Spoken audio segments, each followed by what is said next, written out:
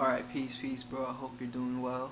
But yeah, welcome. This is going to be your mini reading with me. So, first things first, is what I'm saying. In this reading, I'm gonna be, kind of covering your sun, your moon, and your most prominent planet. And in your case, your most prominent planet is Mercury. You know, I find it interesting because you're the second person in this group who I've done a reading for who has Mercury as the most prominent planet. You feel what I'm saying? Which ultimately means that you are an intellectual. You feel what I'm saying? And I'll get into that when I get into it. But first, let's talk about your sun. So one thing that people don't understand or know is like that. According to we know this inherently. You feel me? We know that a July Leo and an August Leo are different, you feel me? But it's like people that are born in the first 10 days, when the first 10 days of the sun transiting the Leo constellation, they're different from people born in the second 10 days and from people born in the last 10 days, you feel me? Ultimately, there are 30 days within every single zodiac, and every 10 days marks the beginning of a new decan within that sign. So the way that the decans work is people that are born the first 10 days, they are the rawest expression of the Leo energy, you feel me, or of that sign, you feel what I'm saying? And this is like the decan that's holistically ruled by the sun. But then people who are born in the second decan, these individuals have a Jupiterian influence, so they're still Leo and they're still ruled by the sun, but this is like a Leo Sagittarius energy, and so they're sub-ruled by Leo, you feel me? And the constellation that represents this decan is a centaur, you feel me? But the only difference between the centaur in Leo and the centaur in Sagittarius, you feel me, is that the centaur in Leo has a shield and a sword. Meanwhile, the centaur in Sagittarius has a bow and arrow and a cloak. You feel what I'm saying? But ultimately, you were born in the last 10 days. You were born later days of Leo. If I'm not mistaken, I think, oh yeah, you were born June 19th. No, you were born August 19th. I was born June 19th. um, and so yeah, you were born in the last days, and so this is um, the the aspect of Leo that's sub-ruled by Mars. You feel me? So this is Leo Aries energy. You feel what I'm saying? And so this energy, it within the stars, it's signified by a raven. You feel me? Or a crow. Ravens and crows, those two birds are somewhat interchangeable. They have very similar natures. You feel me? And so when the ancients, went to put up a symbol to represent the the selfish natures of this part, you feel what I'm saying? Because it is very selfish, this deacon of Leo. Like the whole Leo energy is self-centric and self-centered because the sun deals with the individuality. You feel me? But the Leo Aries deacon of Leo is the most selfish. You feel what I'm saying? And they can, as a result, fall because of their selfish natures and their selfish orientations. You feel me? And I do want to throw this in there. Like your sun is here, but it's like at the same time you have your moon. You have your moon in Pisces, and it's in the second decan of Pisces, and um, this is Pisces Cancer type energy, and within the stars, it's represented by Andromeda, and I will get into what that all means, but I wanted to bring that up because the Pisces energy, especially this decan, it highlights and it signifies self-sacrifice. You feel me? So in life, you have most definitely been called towards sacrificing yourself.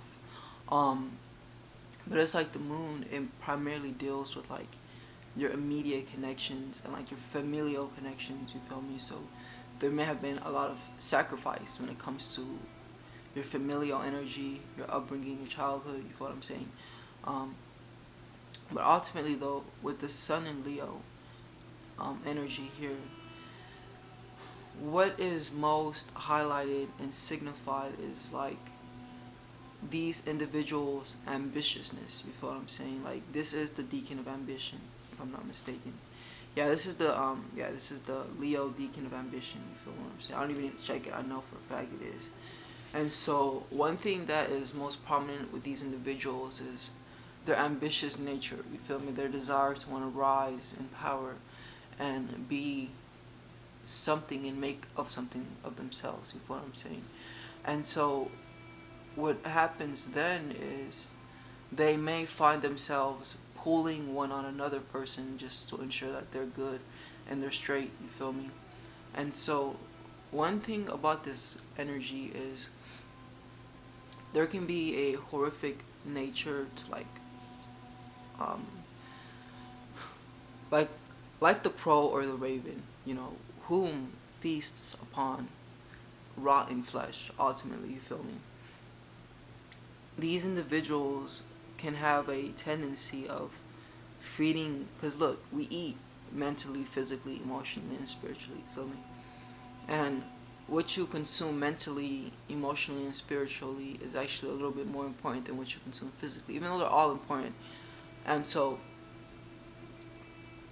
putrid flesh, you feel me? Flesh that's rotten, spiritually would be symbolic to you consuming gossip, for example. You feel me? And so we all know that Leos can be dramatic, and the Leo energy, its desire for self-significance is high. You feel me? And within this deacon, there may be this energy of dominating. Because, okay, Leo positively expresses through kindness. They're really, really kind. And Leo rules the heart, you feel what I'm saying? But negatively, Leo can express through dominating, wanting to dominate other people. So there can be this tendency of like talking down upon people, you feel me, because doing so like makes you feel better about yourself, you feel what I'm saying? And there's a sense of delight in gossiping or spreading just BS about people, you feel what I'm saying? But it's like the spiritual text associated with this deacon is that which and this is even psychology, you feel what I'm saying? In psychology, we know for a fact that the subconscious mind, it can't separate itself from another person. And so it's like when you tap into energy of talking down on people, and so on and so forth, you're like in reality partaking in that energy, partaking in that like gruesomeness, if that makes sense. And in that moment, you and of yourself are like muddying your spiritual waters. You feel what I'm saying? With your moon being in Pisces, this is an indication that you and of yourself are a very, very spiritual individual. If you know it or not, you feel me? Like there is a affinity towards spirituality. You feel what I'm saying? Because Pisces is ruled by Neptune. But yeah, so over here it's of great importance that like what it is alright. Look, Leo, it rules with romantic events. It rules with like dating and partnerships and relationships. So it's like there is a likeliness that the gossip may be centered around you gossiping about relationship oriented things. You feel what I'm saying? Like there's a story concerning Apollo, which is the Roman, I think he's Roman or Greek god of the sun. He is the sun, and he being madly in love with, I think it was like a moon deity. You feel what I'm saying? And so the moon deity, she was not in love with Poseidon, but she was in love with I think it was, she was not in love with Apollo, but she was like in love with the moon, with the sun. Oh my god, hold on. So she was not in love with Apollo the way that Apollo was in love with her. You feel what I'm saying? And so due to Apollo's continuous rejection from his love interest, he kind of got obsessive, you feel me? And he sent a crow to go and observe, a raven or a crow, interchangeable, to go and spy on his love interest and see what she was doing. And the crow found out that his love interest, which was the moon, and I forget the name they used. She was like a moon deity. She had a love affair with like Neptune, I think it was. You know what I'm saying? And so the Raven saw all of this, and he delighted in gathering this information. You feel me? Ravens, they're very cunning. They're very intellectual. They're very orientated towards gravitating, not gratifying their needs. Um, like a raven. You feel me? They're the sorts of animals who, once they see something is weak and is unable to protect itself, you feel me? They start attacking it. They don't even wait for it to die. They start attacking it. They pluck its eyes out and they help themselves. You feel what I'm saying? So, like, yeah, like that energy can be very horrific. Very like I said earlier, it's Leo Aries, so it can be very self-centric. Um, and so there is an importance in learning and understanding that if Apollo, right, if the sun, rather than focusing on the love interest of, alright, so this is what happened. Once the raven returned and told Apollo what was happening, Apollo, out of rage, like murdered his love interest. You feel what I'm saying? And so no one really benefited. Apollo just became more heartbroken by receiving this gossip. You feel what I'm saying? And the crow, it received nothing but its like gratification or satisfaction. You feel what I'm saying? And the gossiping. And so the story goes that prior to this, crows, ravens, interchangeable, you feel me, used to be like a pure white, but due to their continuous engaging in these dark energies and relaying toxic information, um, just feeding in negativity, they went on to having to wear a cloak of darkness, a cloak of black. You feel what I'm saying? Um, and so it's like ultimately,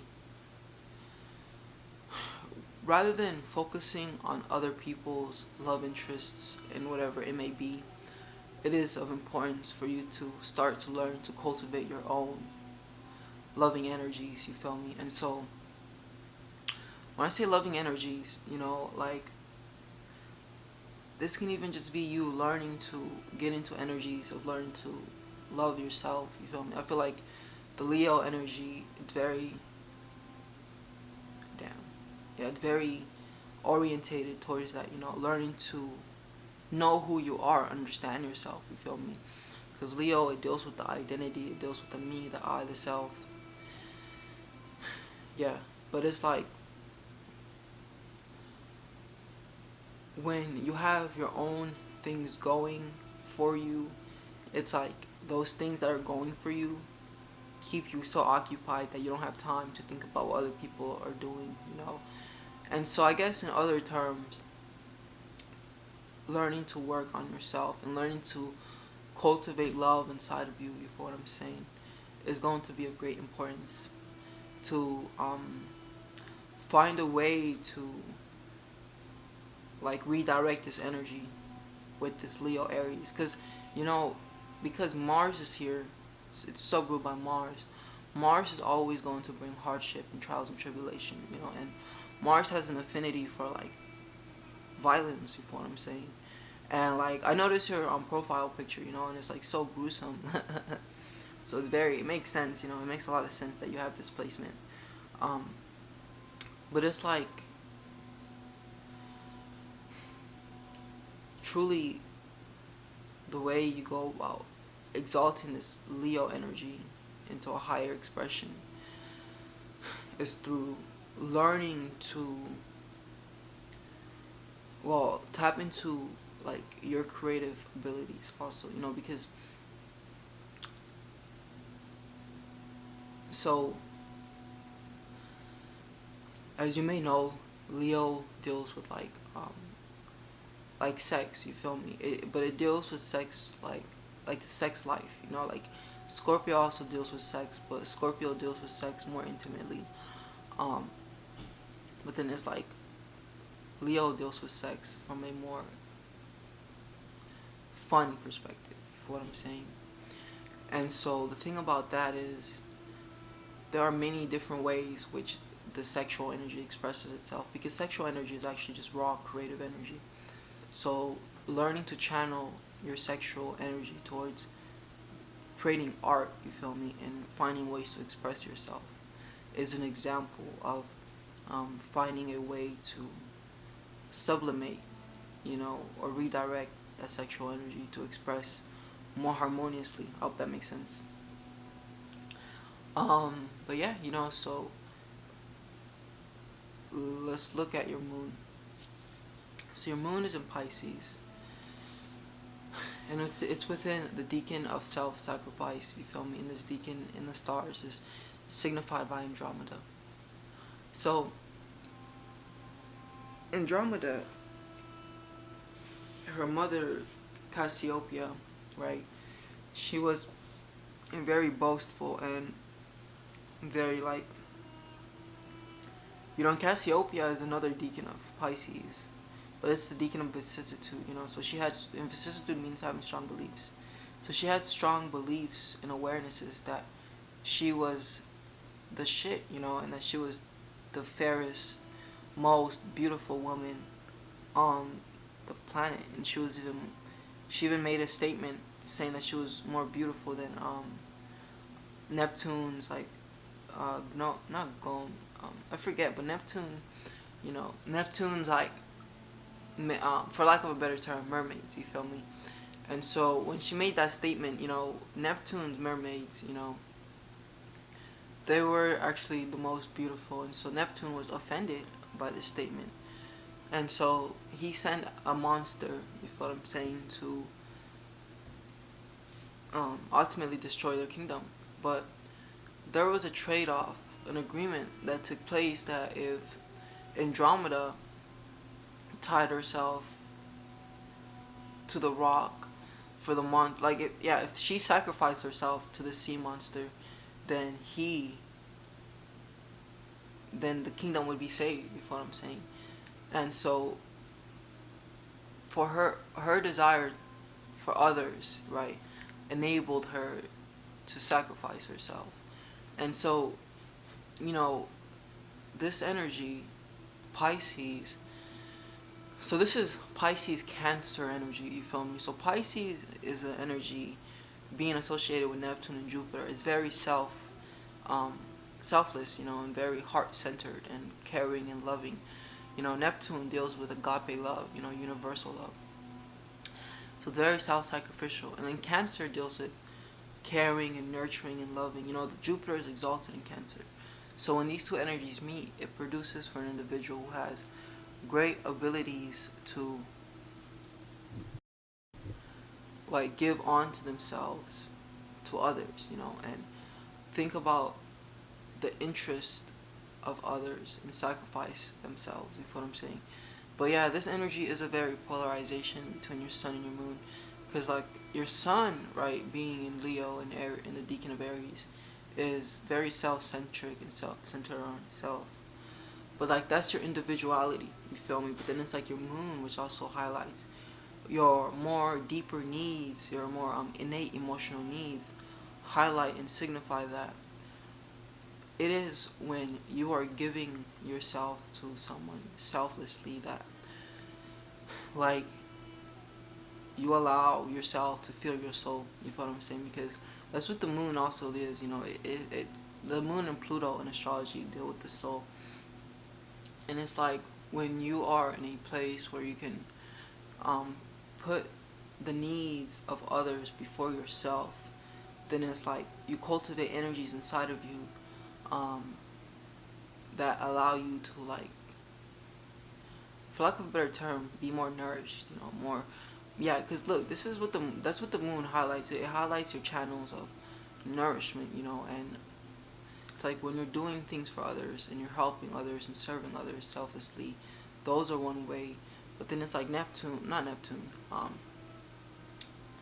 the moon, in Pisces highlights that they're channels of learning to cry and release emotions are also very beneficial. You feel me? But it's um, like with this Pisces Cancer energy, like the whole story I just shared with Andromeda, that's more like the higher expressions of this energy. You feel me? But it can also play out in a manner where it's like um,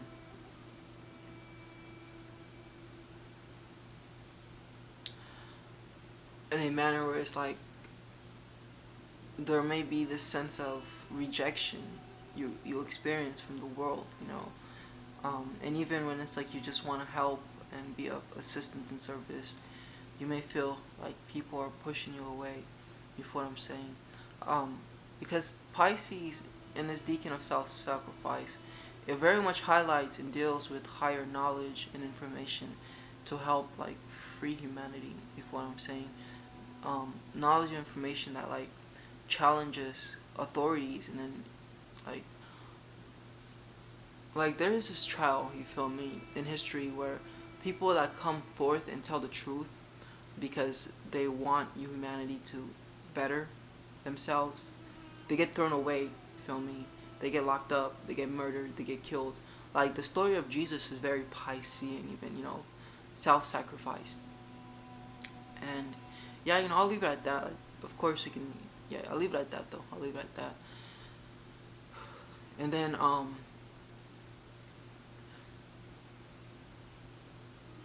then we have Mercury within the deacon of experience, and within the stars this deacon is signified by Hercules. You know what I'm saying?